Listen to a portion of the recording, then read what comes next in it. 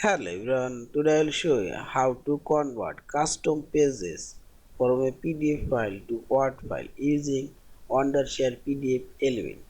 I will convert this first page and this page number 3 and 4 to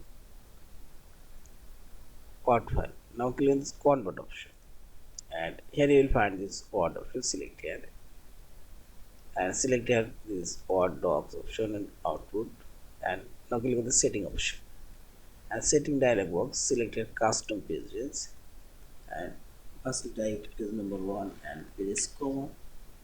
Now type 4 and page number 5 and set this. Now click on this format option and this way you can type your page range. Now select OK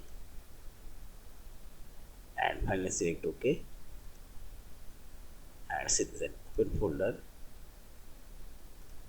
Now open this file and this first page and this page number 3 and this page number 4 converted to Word file. Yeah. Thank you for watching. Please subscribe, like, share and comments.